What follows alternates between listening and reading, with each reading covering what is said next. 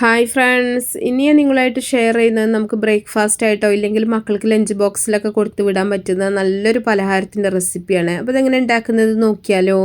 ആദ്യം തന്നെ ഞാനൊരു മിക്സിയുടെ ജാർ എടുത്തിട്ട് അതിലേക്ക് 2 കോഴിമുട്ട ഒന്ന് പൊട്ടിച്ചൊഴിക്കുന്നുണ്ട്.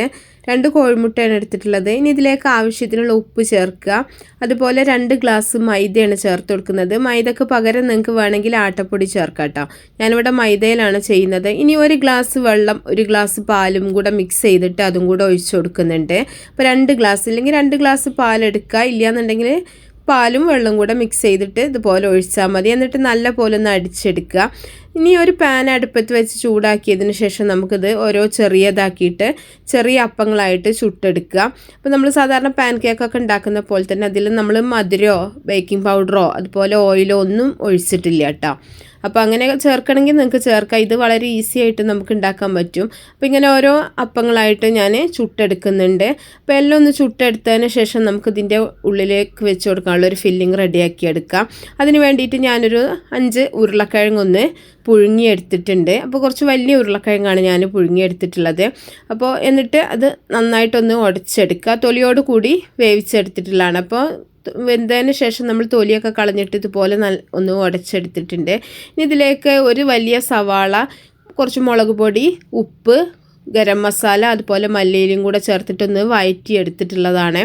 അതും കൂടെ ഇതിലേക്ക് ചേർത്ത് കൊടുക്കുന്നുണ്ട്. അപ്പോൾ സവാള വഴറ്റിയെടുക്കുന്നതൊക്കെ എല്ലാവർക്കും അറിയുന്ന കാരണം തന്നെ ഞാനത് കാണിച്ചിട്ടില്ല. അപ്പോൾ അതും കൂടെ ചേർത്തിട്ട് നല്ല പോലെ ഒന്ന് മിക്സ് ചെയ്തെടുക്കുക. അപ്പോൾ ഉപ്പൊക്കെ പാകത്തിനുണ്ടോ നോക്കുക. ഇന്ന് കുരുമുളക് പൊടിയും കൂടെ ചേർത്തിട്ട് നല്ല പോലെ ഒന്ന് മിക്സ് ചെയ്തെടുക്കുന്നുണ്ട്.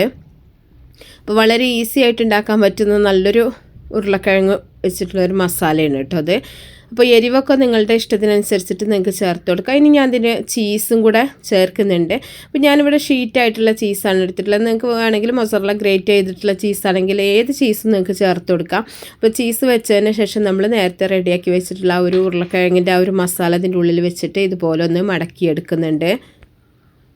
ഇനി എല്ലാം ഇതുപോലെ ഒന്ന് മടക്കിയെടുത്തതിന് ശേഷം നമുക്കൊരു പാനിൽ കുറച്ച് നെയ്യോ ബട്ടറോ എന്തെങ്കിലും ഒന്ന് ഒഴിച്ചു കൊടുത്തിട്ട് ഇതുപോലെ 2 ഭാഗം ഒന്ന് ചെറുതായിട്ടൊന്ന് മൊരിയിച്ചെടുക്കുക. ഒരു ഭാഗം ഒന്ന് റെഡിയാവുന്ന സമയത്ത് മറ്റേ ഭാഗം കൂടെ ഒന്ന് തിരിച്ചിട്ടിട്ട് ഒന്ന് മൊരിയിച്ചെടുത്തിട്ടുണ്ടെന്നുണ്ടെങ്കിൽ നമുക്ക് ആ ഉള്ളിൽ വെച്ചിട്ടുള്ള ചീസും തന്നെ ഒന്ന് മെൽറ്റായി കിട്ടും. അതിന് വേണ്ടിയിട്ടാണ്. അപ്പോൾ നല്ല ടേസ്റ്റാണ് ഇത് കഴിക്കാനിട്ട്. അപ്പോൾ കുട്ടികൾക്കൊക്കെ ഒരുപാട് ഇഷ്ടപ്പെടും. അപ്പോൾ നിങ്ങൾക്ക് ലഞ്ച് ബോക്സിലൊക്കെ കൊടുത്തു വിടാൻ പറ്റുന്ന നല്ലൊരു ഐറ്റമാണ്. അപ്പോൾ എല്ലാവരും ഒന്ന് ട്രൈ ചെയ്ത് നോക്കാം.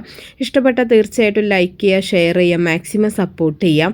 അപ്പോൾ നല്ല നല്ല റെസിപ്പികളൊക്കെ ആയിട്ട് നമുക്ക് അടുത്തൊരു വീഡിയോയിൽ കാണാം. ഓക്കേ.